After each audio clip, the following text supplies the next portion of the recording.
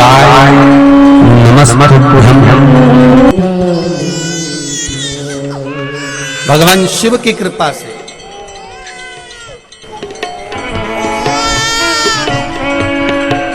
अपने हृदय से लगा लो गिरा जा रहा उठा लो प्रभु अपने तन से अब तो लगा लो गिरा जा रहा उठा लो। भगवान से उनने एक लाइन बड़ी सुंदर लिखी है सोनाबाई महेंद्र सिंह राजपूत जी ने कि गुरुजी, जिसने शिव पुराण पर भरोसा कर लिया और विश्वास कर लिया, मेरी झोली 25 साल के बाद भराई है। बाबा की कृपा होती है तो सबकी झोली भरता ही है। ये कृपा उसकी, ये करुणा उसकी।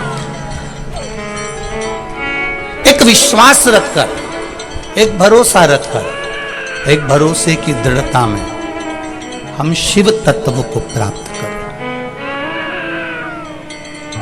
और ये मेरा विश्वास कहता है, ये शिव महापुराण का भरोसा कहता है।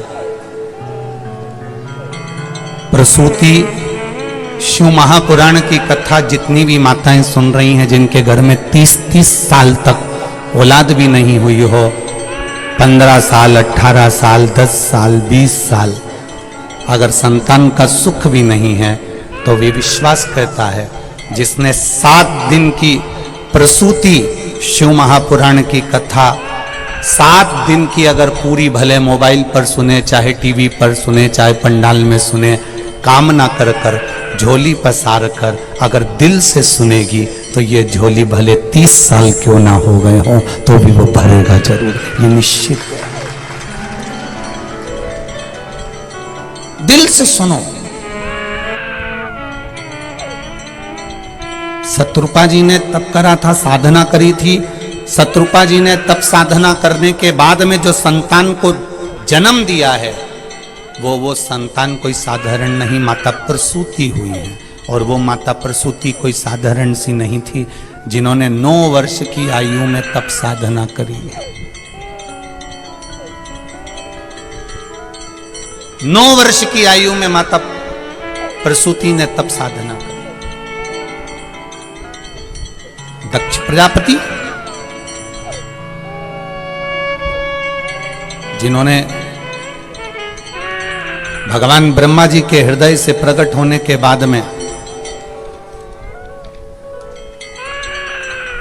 भगवान ब्रह्मा जी के हृदय से प्रकट होने के बाद में जिन्होंने सृष्टि की रचना का भार नहीं ग्रहण करा, पर ब्रह्मा जी ने उनको समझाया, तो दक्ष प्रजापति ने विचार करा कि मैं सृष्टि के क्रम को बढ़ाऊंगा। पहले किन्नर की सृष्टि थी, उस किन्नर की सृष्टि को समाप्त कर दिया जाए। किन्नर की सृष्टि के बाद में जो सृष्टि का निर्माण होगा, दक्ष प्रजापति कहते हैं मैं करूंगा।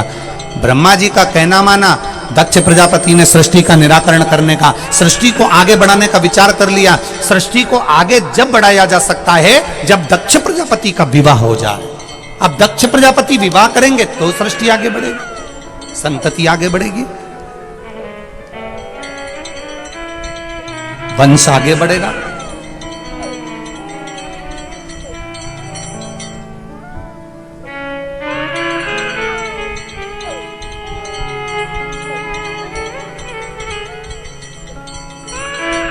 एक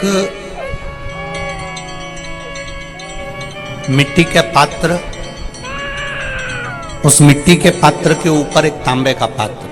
अब जरा माताएं बड़ा ध्यान लगाकर सुनिएगा, कथा चूके ना। आपको 10 जगह जाकर सिर नवाने की जरूरत ना पड़े, एक महादेव के चरणों से ही आपका आनंद सुख प्राप्त हो जाए। एक मट्टी का पात्र, और मट्टी का अगर कोई कलश है छोटा सा, उस कलश के ऊपर तांबे का कलश।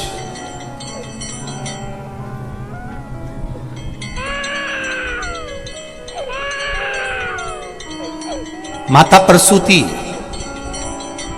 दक्ष प्रजापति और माता वीरणी, इन तीनों का स्मरण कर कर जो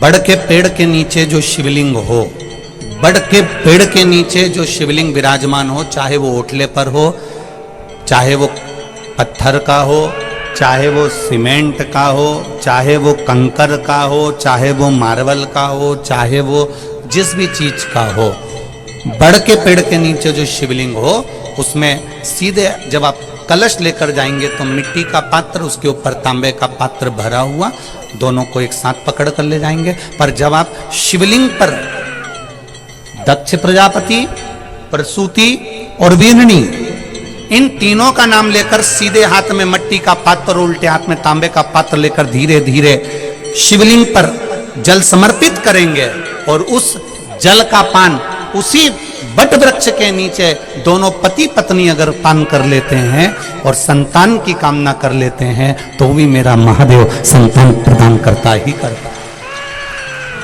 पर ये जो क्रम किया जाता है ये केवल बैसाख के महीने में ही किया जाता है, इसके सिवाय इसको आप अन्य महीनों में नहीं कर सकते, केवल एक बैसाख में। और हम तो कहेंगे बैसाख महीने की जब शिवरात्रि आए या बैसाख महीने में अष्टमी तिथि आ जाए या बैसाख महीने में सोमवार का दिन पड़ी जाए तो प्रयास करना कि आप संतति के लिए, संतान के लिए आप ये प्रयोग कर सकें।